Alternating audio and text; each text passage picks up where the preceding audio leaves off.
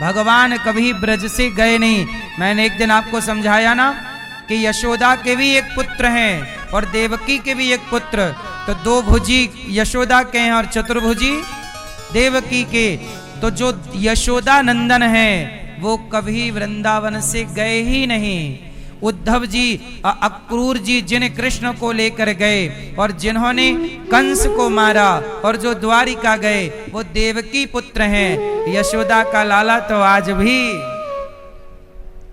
वृंदावन से कभी प्रभु बाहर गए नहीं। ये केवल प्रेम कैसे किया जाए, आप कैसे जानोगे कि प्रेम क्या है? गोपियों के अंदर जो तड़प है, जो कृष्ण को पाने की चाह है, वही प्रेम है। जैसे एक स्त्री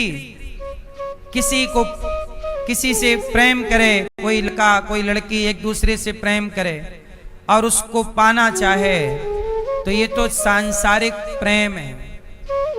इस प्रेम में स्वार्थ है लड़का लड़की के प्रेम में। जैसे एक स्त्री पुरुष एक दूसरे के लिए तड़पते हैं, जब यही तड़प भक्त की भगवान के लिए जाग जाए उसी का नाम है प्रेम।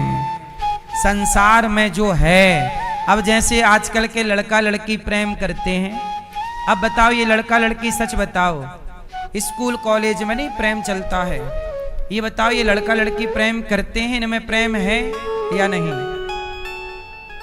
एक लड़की ने कहा आई लव यू, लड़के ने भी कहा आई लव यू, फिर आई लव यू 2 4 5 8 100, यहां तक बातें जाती हैं।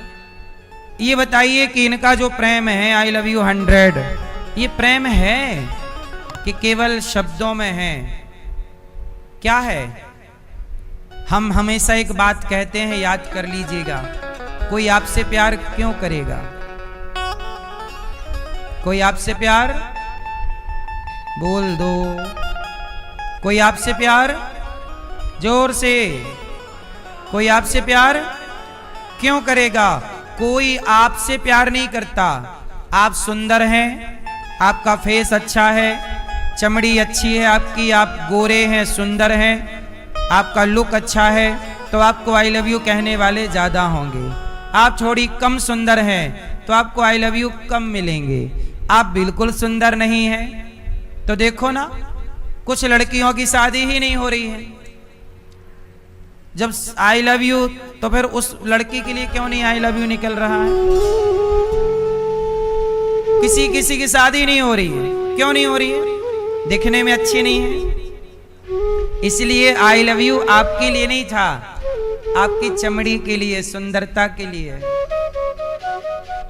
इसलिए कोई आपसे प्यार नहीं करता, आपके बदन, आपके शरीर से प्यार है। और वो शरीर से भी प्यार तब तक है जब तक उसकी हवस पूरी नहीं हो जाती। जैसे चिंगम को चबाते हैं, मुंह पे तब तक रखी जाती है जब तक उसमें कुछ निकलता है, रस, मिठास, तो रखी जाती है चिंगम, और जब उसका रस खत्म हो जाता है तो थूक दी जाती है। ऐसे जो लड़के आपको आई लव यू कहते हैं वो केवल आपको हंसाना चाहते हैं, आई लव यू के जाल में आपको शोषण करेंगे। और इसी बहाने लव जिहाद हमारे देश में खूब चलता है। मुसलमान लोग हिंदू नाम रख के और हिंदू लड़कियों को फंसाते हैं और प्यार के नाम पर उनका ले जाके शादी वादी के नाम पर विदेशों में बेच देते हैं। क्योंकि अब लड़की मुसलमान से टच में आ गई तो माँ बाप समझाएंगे कि बेटा वो गलत है, वो माँ बाप की तो मानेगी नहीं, तो वो उसको जिहादी ले जाएगा और वहां ले जाने के नाम पे माँ बाप का टच खत्म हो गया। अब देखने वाला कोई नहीं, 2 4 5 10 20 लाख में तुम्हें विदेशों में लड़कियां, भाई लड़कियां तो दुनिया भर में बिकती हैं, ये बात सही है कि गलत है बताओ? लड़कियों का सौदा पूरी दुनिया में होता है। लड़कियां खरीदी, अभी नहीं, एक 13 साल की लड़की एक रिक्शे वाले ने एक होटल में बेच दी, जबकि वो घर जा रही है, रिक्शे वाले से कह रही भैया हमें घर छोड़ दो, वो ले जाके होटल में दे आया और उस लड़की के पैसे उसके संग रेप किया और होटल में दे दिया। फिर उस होटल ने अपने ग्राहकों को बेचा और फिर दूसरी होटल में शिफ्ट कर दी, फिर तीसरी। 5 दिन तक वो लड़की बिकती रही, 13 साल की। सुनी कि नहीं ये घटना? अभी चल रही है बाजार में ये घटना। 30 लोगों ने उसके साथ बलात्कार किया, 13 साल की लड़की के साथ 30 लोगों ने। क्या है ये? इसलिए मेरी बहनों, मेरी मां, आप किसी के चक्कर में ना पड़े। वो लड़की तो 13 साल की बेचारी अबोध थी, उसे तो कुछ भी पता नहीं था, लेकिन आप तो जान करके झूठे आई लव यू में, प्यार में फंस जाती हो। और वो ले जाके आपको, जो आपका मुसलमान यार है जिसे लव जिहादी कहते हैं, जब आप कहती हो नहीं हमारा वाला अब्दुल ऐसा नहीं है, ये एक से ही है। इनका तो टेंडर मिलता है इनको कि भाई तुम जितनी लड़की फंसाओगे उतना पैसा इनका मिलता है। एक लड़की यदि 5-10 लाख की बिक गई और यदि साल में ऐसी 2-4 फंसा लिया तो 40-50 लाख फ्री के मिल गए। अच्छा धंधा है ये, क्यों? इसमें है कोई बुराई? फिर तो ये भी एक धंधा है बाजार का। प्यार के नाम पे लड़कियों को फंसाओ और बेच दो, 5-10 लाख आ गए और तुम जहां बिकोगी सारी जिंदगी तुम केवल प्लेट साफ करोगी होटलों में, और हर आए दिन 10-20 पुरुष तुम्हारे संग बदलते चले जाएंगे। तुम्हें वैश्या बना के उतार दिया जाएगा, बात तुम कह ना पाओगी। एप्स्टीन फाइल क्या थी? लड़कियों का व्यापार। वहां बड़े बड़े वैज्ञानिक, बड़े पढ़े लिखे बुद्धिजीवी ना जा रहे थे वहां। बोलो हाँ। छोटी छोटी लड़कियां आज पैदा हुई हैं जो, उनके साथ बलात्कार। ये है इस कलयुग की सच्चाई, ये है बड़े बिजनेसमैन पढ़े लिखे लोगों की सच्चाई। एप्स्टीन फाइल लाखों पेज की फाइल है जिसमें फोटेज सब कुछ है कि ये गए। एप्स्टीन नाम का एक व्यक्ति था जिसने ये सब खेल रचा, और वहां लड़कियां हजारों की मात्रा में बिकी और खरीदी गईं। और लड़कियों को केवल बलात्कार नहीं, उन्हीं लड़कियों को पका के उनका मांस खाए। नरभक्षी हैं कलयुग में लोग। ये सब आपसे छिपा कुछ नहीं है, फिर भी अक्कल की दाढ़ और आंख ना खोले तो फिर हमारा दोष नहीं है। इसलिए किसी लव जिहादी, कल मेरे पास प्रश्नोत्तरी में एक बहन आई 2 बच्चों को लेकर। उस लड़की ने वो बताया मेरे से, गुरुजी मेरे पिताजी रिक्शा चलाते थे, मेरे पिताजी मुझसे बहुत प्यार करते थे। जब तक मेरे पिता मुझे खिलाते नहीं रात को कुछ अपने हाथ से, तब तक मेरा बाप सोता नहीं था। इतना प्यार मेरा बाप करता मेरे से। लेकिन मैं एक लड़के के प्यार में पागल हो गई, और मैं अपने पिता के लाख समझाने पर, माँ के लाख समझाने पर, समाज के लाख समझाने पर मैं नहीं मानी। और वो लड़की बोली कि मैं उस लड़के के संग भाग गई, और मेरे भागते ही जिस बाप ने मेरे से इतना प्रेम किया, मेरा बाप डिप्रेशन में चला गया कि मेरी बेटी ने मुझे धोखा, और मेरा बाप 2 साल बाद मर गया। और आज जिस लड़के के संग में भागी थी उसने मुझे धोखा देकर किसी और से ब्याह कर लिया। अब मैं ना बाप की रही, ना पिता की रही, ना पति की रही, ना घर की रही, ना घाट की रही। ये अभी की बात है। सोशल मीडिया पर, इंस्टाग्राम पे ये वीडियो आप देख लेना, अनिरुद्धाचार्य के इस पेज पर मिल जाएगी। वो लड़की रो रो के अपना हाल सुना रही, और वो कह रही है बहन बेटियों को, बहनों मैंने गलती की, पिता की बात ना मानी, आप ये गलती मत करना। ये प्यार 4 दिन का है, ये प्यार का भूत उतर जाता है सबका।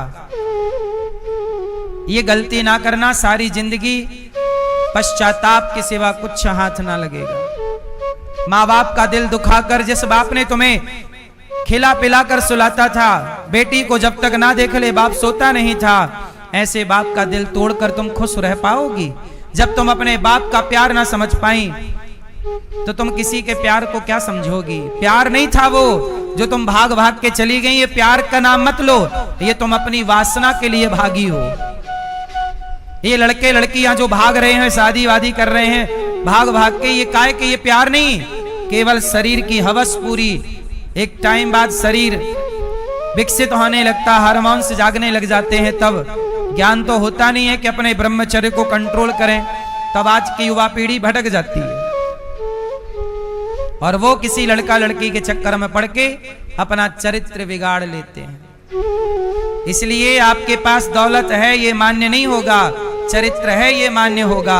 हम सनातनी हैं, हम दौलत की पूजा नहीं करते, चरित्र की पूजा। दौलतमंद तो रावण था, उसके पुतले जलाते हैं, और घास की झोपड़ी में राम रहते थे, उनके मंदिर बनाते हैं, क्योंकि राम चरित्रवान है। राम चरित्र सुनवे को रसिया, राम लखन सीता मन बसिया। इसलिए क्या बेहतर बनाओगे? अपना चरित्र, अपना कैरेक्टर, अपना चरित्र से खिलवाड़ नहीं, समझौता नहीं। आजकल बाजार में बहुत अच्छा नहीं चल रहा है। आजकल लड़कियां भी झूठा आई लव यू बोल के फंसा लेती हैं, लड़कों को ब्लैकमेल कर लेती हैं। तो आजकल लड़कियों का भी धंधा है और कुछ लड़कों का भी धंधा है। तो आप लोग ये बाजार में फंसे ना गलत तरीके से। अपने माँ बाप की राजी मर्जी से विवाह करो, जो लड़का पसंद आए माँ बाप को बता दो, माँ बाप सही समझेंगे, विवाह करेंगे। शादी कर लो, एक के साथ खुश रहो। खुश रहने वाला एक के साथ खुश रह सकता है, नहीं रहने वाला देखो ना बॉलीवुड में बुढ़ापे में अभी शादियां चल रही हैं। तो जो अपनी लुगाई से खुश नहीं है वो किसी से खुश कैसे होगा? बुढ़ापे में मरने का टाइम चल रहा है, बुढ़ऊ का शादी रच रही है। तो ये हमारा भारत चरित्रवानों का, जिसके संग रहते हैं 7 फेरे एक बार हुए, एक बार के बाद सदा के लिए हम उसके हैं। दूसरी नारी के बारे में सोचना भी पाप है। अब देख लो, पहली के संग रह के बच्चे पैदा कर लिए, दूसरी के संग रह के बच्चा, और वो बच्चे अपने बाप के ब्याह में नाच रहे हैं। ये कलयुग नहीं है कि बेटा अपने बाप के ब्याह में नाचे? अब देखना, बच्चे पैदा किया बाप ने, और बच्चों को ढो रही है माँ, और बाप अपना अलग कर लिया और माँ ढो रही है बच्चों को। मतलब अब बच्चों के, अब बच्चे क्या नाम बताएंगे अपने बाप का? तो ये हमारे सनातन का ये चरित्र नहीं है। ये चरित्र बॉलीवुड का हो सकता है, ये चरित्र सनातन का। इसलिए कहता हूं, हम राम को फॉलो करने वाले हैं। राम के आदर्शों पर चलना ही सनातन की जिम्मेदारी है। हम सनातनी हैं।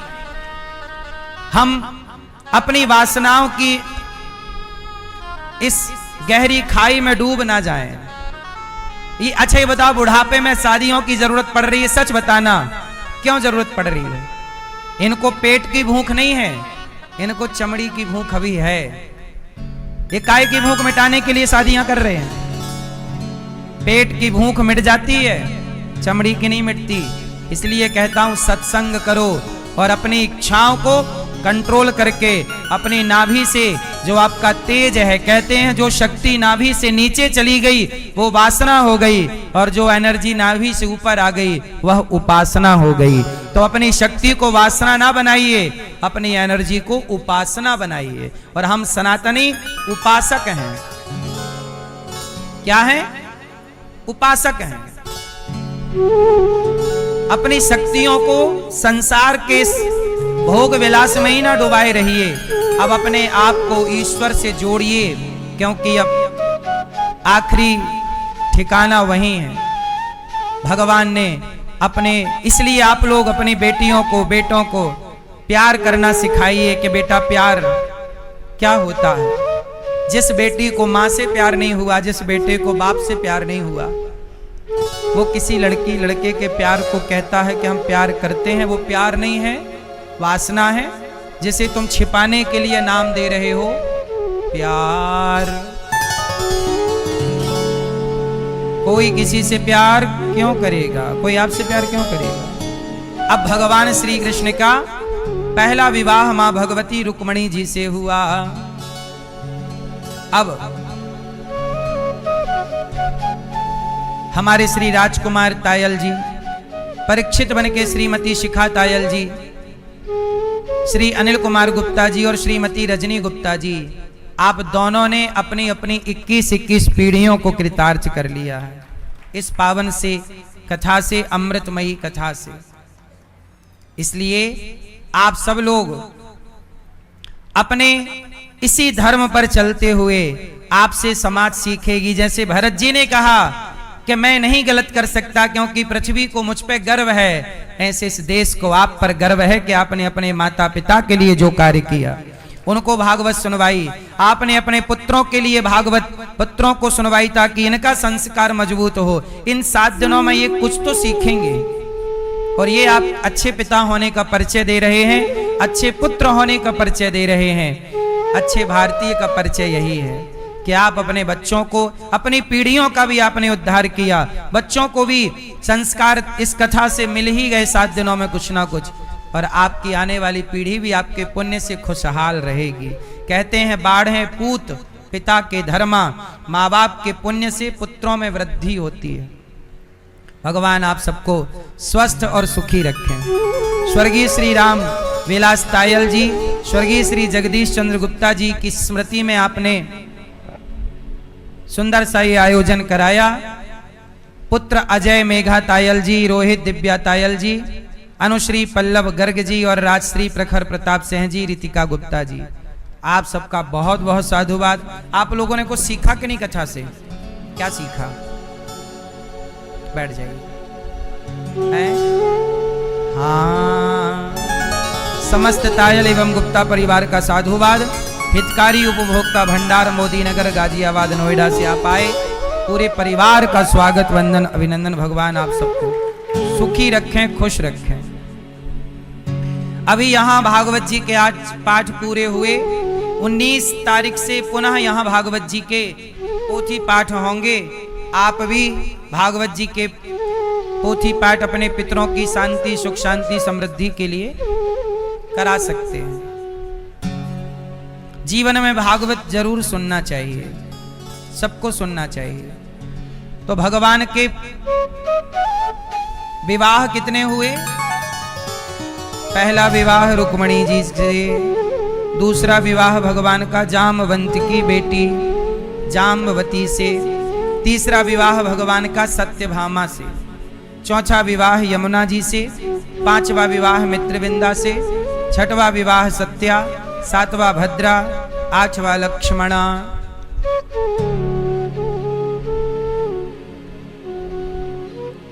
भौमासुर का भगवान ने उद्धार किया।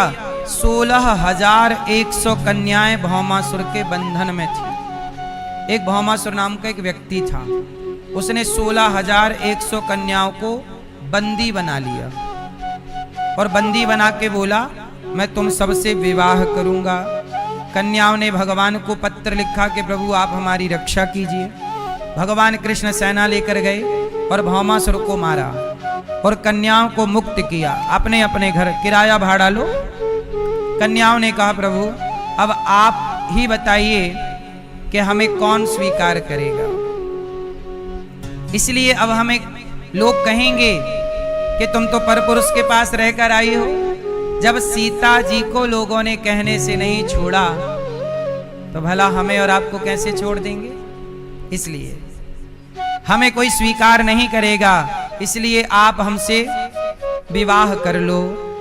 भगवान बोले तुम 2-4 होती तो कर भी लेते, 16,000 हो, 16,100। तब भगवान से सबने कहा प्रभु आप हमें स्वीकार नहीं करेंगे तो हम मर जाएंगे।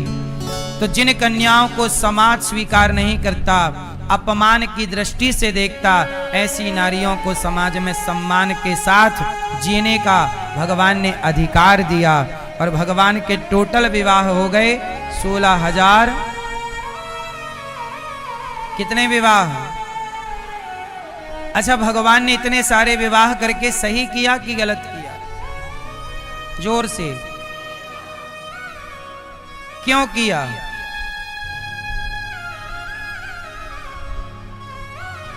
एक्चुअली ये भी पिछला हिसाब था जो चुकाया प्रभु ने। क्या था? इसकी एक कथा सुन लो, जरा सी है। आप कभी बद्रीनाथ गए हैं?